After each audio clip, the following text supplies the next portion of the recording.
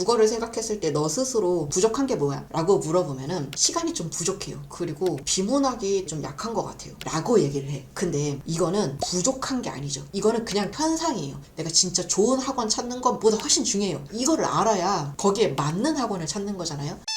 먼저 겨울방학에 대해서 조금 얘기를 드려볼게요. 저도 이 시기 때 그랬고 지금 제 주변의 학생들, 학부모님들 이야기 들어보면은 우리 이 다짐은 거의 많은 학생들이 다 됐어요. 나한테 주어진 이 2달, 나 지금부턴 어차피 1년도 안 남았으니까 진짜 빡세게 할 거야. 나 진짜 열심히 할 거야. 이렇게 다짐을 한 학생들 진짜 많거든요. 그런데 책상 앞에 앉아서 뛰어들기 전에, 막 열심히 공부하기 전에 이것부터 좀 짚어보면 어떨까 싶습니다. 그리고 특히 이제 학부모님들이 정말 문의 많이 하세요. 학원, 과외, 인강 이런 사교육에 대한 고민들 정말 많이 하시고, 특히 예비 고3 되는 친구들은 제일 많이 문의 주시는 내용이 윈터스쿨, 이런 좀 체계적으로 학습을 해주는 데를 보내야 할까요? 보내기로 했는데 여기가 괜찮은 게 맞나요? 이런 질문도 많이 주시고, 아니면은 재수 N수를 고민하는 학생들은 재수 종합반이 나을까요? 아니면 단과반이 나을까요? 아니면 기숙학원이 있다는데 그런 데 보내는 게 나을까요? 특히 요즘엔 정말 소문 많이 돌아요. 옆집 누구는 어느 학원 가서 인서울 가까스로 하던 애가 재수해서 어디 갔다더라, 누구 여기서 몇 등급에서 몇 등급 올랐다더라, 거기가 어디야 하면서 굉장히 또 이제 눈에 불을 켜고 찾아보시는데, 이렇게 막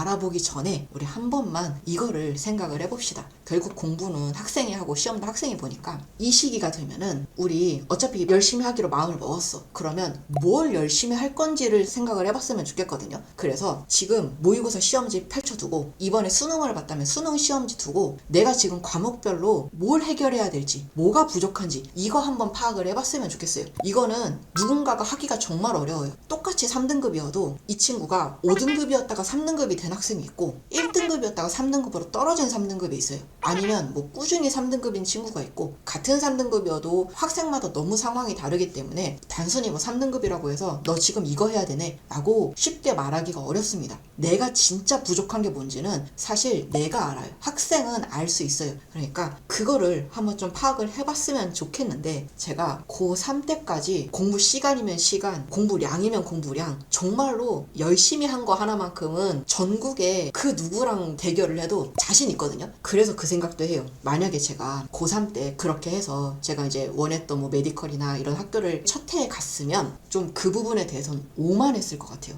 너 사실 열심히 안 해서 그래. 너 나만큼 열심히 했어? 이렇게 좀 섣불리 얘기를 하지 않았을까 싶어요. 오히려 제가 열심히 했는데도 처절하게 실패해봤기 때문에 이 생각을 많이 한 것 같습니다. 대체 뭐가 문제일까? 열심히가 능사가 아니구나. 그 수능이 그렇잖아요. 공부 16시간 안에는 고대 가고 8시간 안에는 지방대 가고 이런 게임이 아니잖아요. 그래서 지금 마음이 준비됐다고 그냥 막 달려가지 말고 한 번쯤 생각을 해 주셨으면 좋겠습니다. 그래서 내가 부족한 게 뭔가, 이거에 대해서 구체적으로 좀 말씀을 드려보려고 하는데, 제가 지금 다 3, 4등급을 갖고 온 이유는 1, 2등급 친구들은 목표하는 점이 좀 달라요. 수능날 100점을 맞는 게 목표일 거기 때문에 질문의 방향이 좀 달라져야 돼요. 그러니까 찾아가야 되는 그 보완점이 좀 다릅니다. 그런데 3, 4등급 혹은 그 이하라면 우리가 목표가 100점보다는 등급을 높이는 거기 때문에 제가 제일 먼저 학생들한테 물어보는 질문이, 너가 국어를 한번 생각을 해봐. 국어를 생각했을 때 너 스스로 부족한 게 뭐야? 라고 물어보면은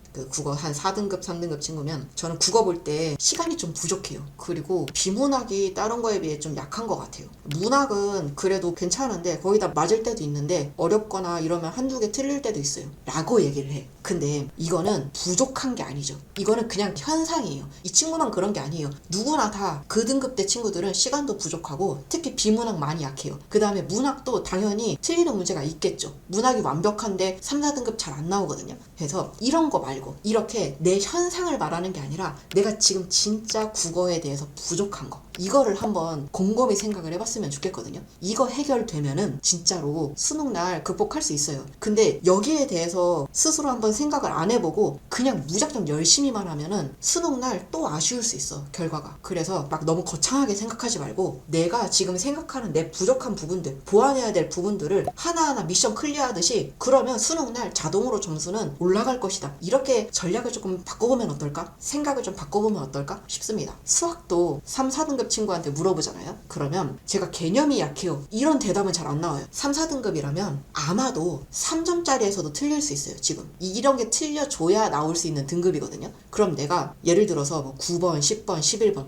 이런 비교적 쉬운 4점에서 틀리고 있다면 아, 내가 여기에 해당하는 무언가가 지금 비어있구나, 이렇게 판단을 해보시면 좋겠습니다. 영어도 마찬가지예요. 아, 제가 빈칸 문제가 좀 쥐약이에요. 빈칸 나오면은 좀 진짜 많이 틀리는 것 같아요. 아니면 뭐 문장 삽입이나 문장 배열, 저 이런 유형이 좀 약해요 라고 이야기를 합니다. 그럴 거예요. 그거는 모두가 어려워요. 영어 100점 맞는 친구도 하나를 틀린다면 그게 거의 대부분 빈칸 문제, 문장 배열 문제, 이런 가능성이 높거든요. 워낙 어려운 유형이니까. 그런 거 말고 내가 진짜 영어가 뭐가 부족하지? 를 한번 생각을 해봤으면 좋겠는데, 이렇게만 말씀을 드리면 찾기가 어려울 수 있거든요. 그래서 예시를 한번 좀 보여드려 볼게요. 국어를 먼저 한번 설명을 드려보면 3등급 이하의 친구들이 정말 많은 유형이 이렇게 문제를 풀어요. 일단 비문학을 봐. 지문을 읽죠. 그리고 문제를 봅니다. 우리 비문학 무슨 문제 나오는지 이제 알잖아요. 그러면 이제 선택지를 봐요. 선택지를 보고 그치, 이거 아까 지문에 여기 있었어. 1번 제껴. 2번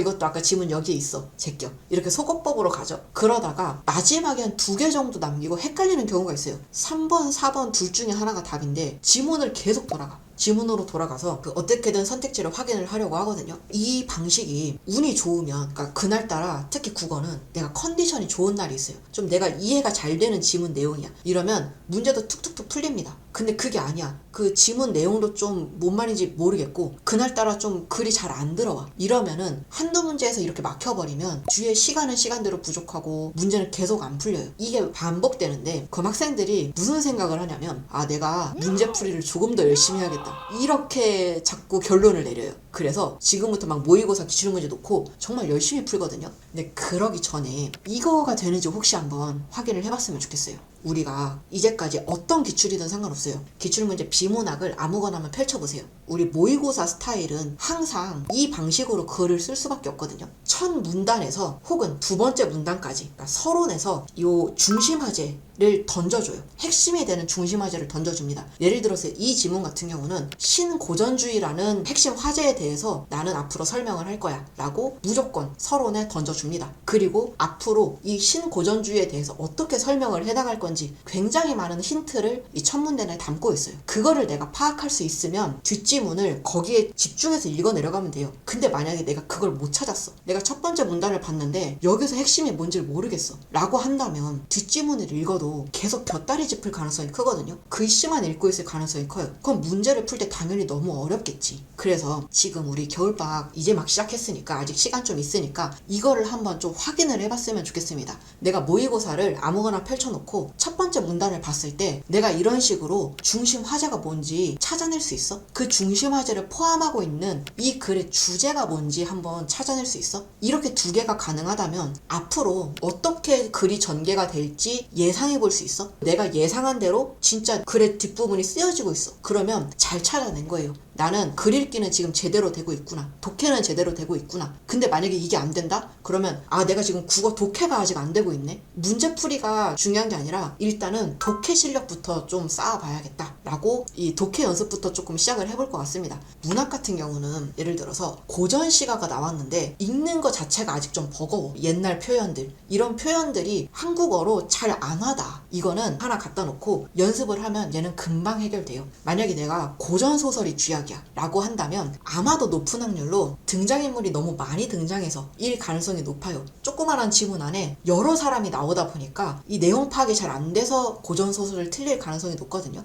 그거는 등장인물을 정리를 한 10번만 해보면 됩니다. 그러면 눈에 들어오기 시작할 거예요. 이거 두 개만 문제면 문학은 사실 별 문제가 안 됩니다. 근데 이게 아니야. 나는 골고루 틀려. 문제를 푸는데 아, 이거는 3번이 답이야 해서 체크하는 게 아니라 약간 감에 의존하는 경향이 있어 라고 한다면 이게 지금 가능한지 한번 확인을 해보셨으면 좋겠습니다. 우리가 사실 문학은 감상평이 다양할 수 있잖아요. 근데 수능에서는 그러면 안 되잖아요. 답은 한 개여야 되니까. 그래서 출제자가 항상 제시하는 게 요 보기예요. 거의 모든 모의고사든 수능이든 문학작품이 나오면 이 문학작품을 어떻게 바라보면 좋겠습니다, 이렇게 문학작품을 해석하면 좋겠습니다 라고 이 보기를 제시를 해주거든요. 그러면 내가 이 문제에서 제시한 이 보기를 보고 이 가작품, 나작품, 보기의 틀대로 해석을 할 수 있나, 이거를 한번 점검을 해보셨으면 좋겠어요. 이 정도를 확인할 수 있으면 문학은 그렇게 크게 발목을 잡지 않을 것 같습니다. 혹시 나중에라도 문학이 문제면 문학은 비교적 금방 극복이 돼요.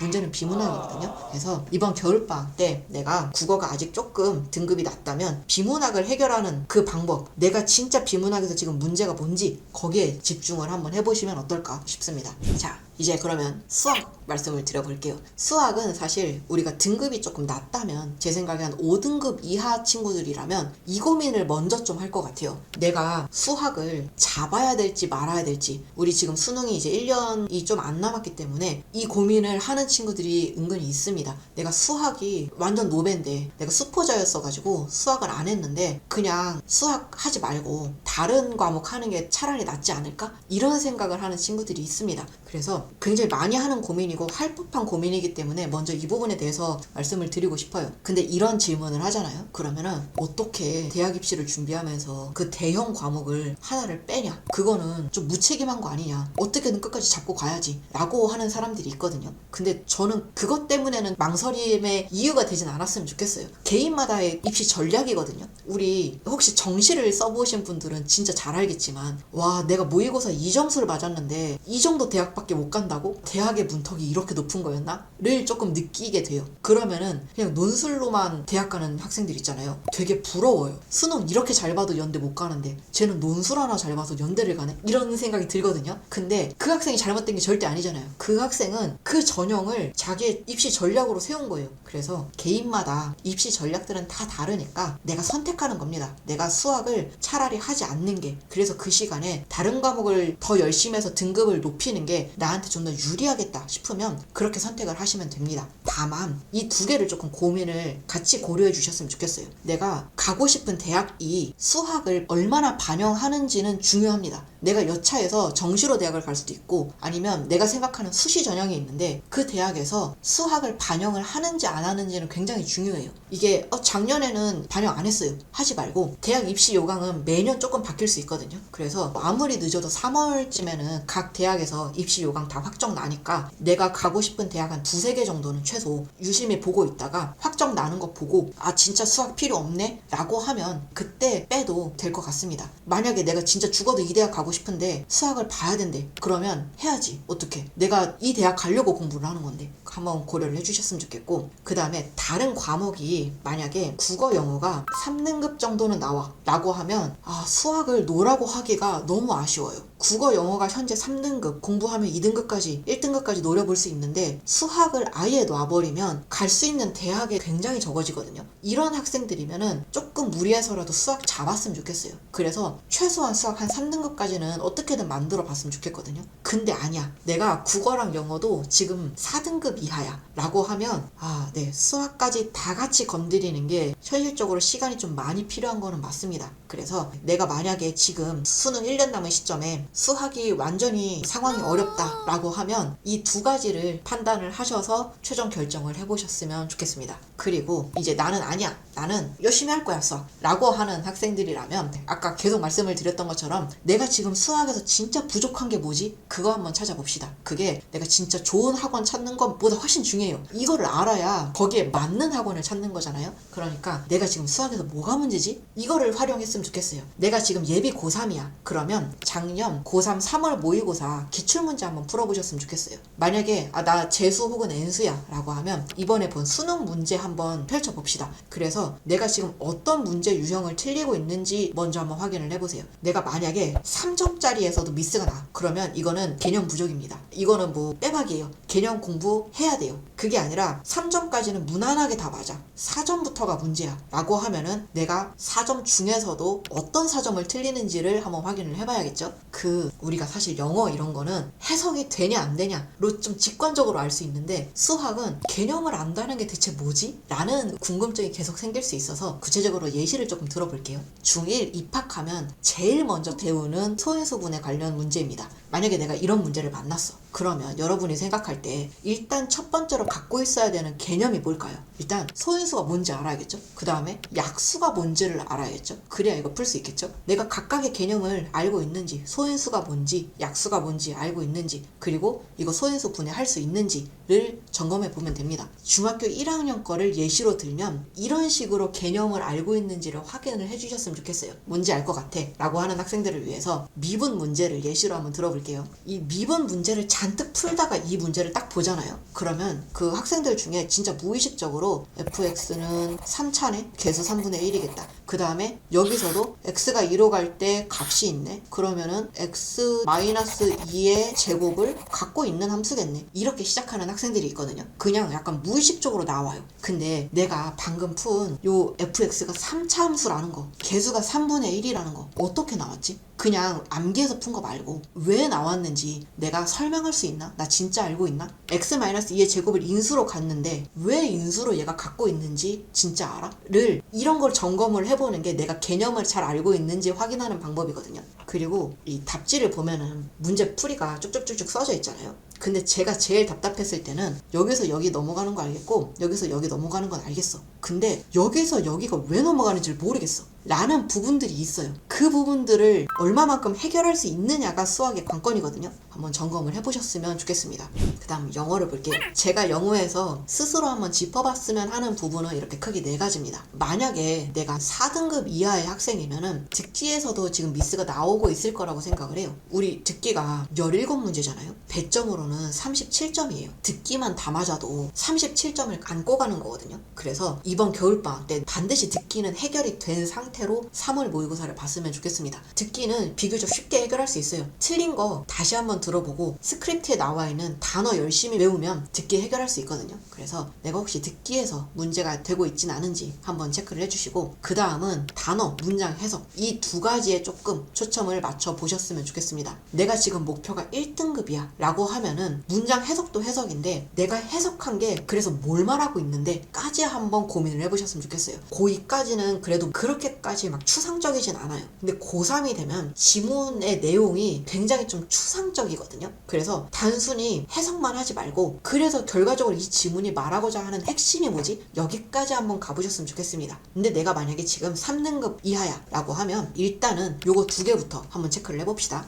예시로 가져온 거예요. 이게 올해 수능입니다. 3점짜리 빈칸 문제죠. 단어가 부족한지 아는 방법은 내가 모의고사 지문을 딱 펼쳤을 때 내가 이 지문을 봤는데 모르는 단어가 7개가 넘어가 이러면 어휘가 많이 약한 겁니다. 어휘 공부는 열심히 해야 돼요. 어휘는 사실 방법이 없어요. 왕도가 없습니다. 그냥 많이 하는 사람을 이길 방법이 없어요. 단어의 뭐 수준 이런 거 따지지 말고 내가 모르는 단어는 정말 최선을 다해서 많이 외워두셨으면 좋겠습니다. 그리고 나서는 문장 해석인데 제가 고3이랑 재수 때랑 원점수로 치면은 거의 한 90점에서 95점 정도 왔다 갔다 했던 것 같아요. 그런데 삼수를 하게 됐는데 영어가 어쨌든 1등급이 안 나오니까 뭐가 문제인지를 고민을 하다가 내가 지금 문장 해석이 똑바로 되고 있나? 를 한번 스스로한테 물어봤어요. 사실 그 전까지는 내가 어려운 빈칸 문제를 만났을 때 매력적인 선택지에서 막혀서 틀리는 거지 문장 해석은 문제 없어 라고 생각을 해왔었는데 좀 근본적으로 한번 질문을 해봤어요.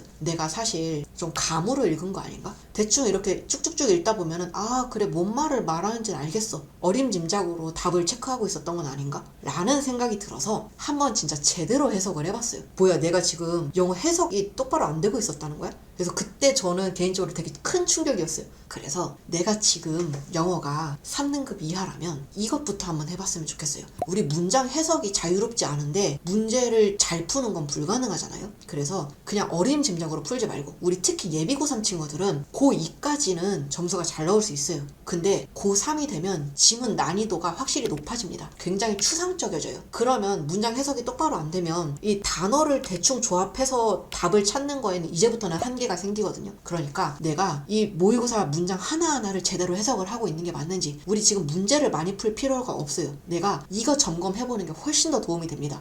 지금 재수하는 친구들, 엔수하는 친구들은 알 거예요. 우리 고3 2학기가 되잖아요. 그러면 1교시부터 7교시까지 자습 줘요. 문제풀이 원 없이 할 수 있어요. 진짜로. 그러니까 지금은 내가 혹시 문장 해석에서 편하지 않다면 이번 겨울방학 때는 진짜 최선을 다해서 문장 해석을 제대로 하는데 좀 더 집중을 해보셨으면 좋겠습니다. 이게 제가 영어에 대해서 좀 말씀을 드리고 싶었던 부분들이에요.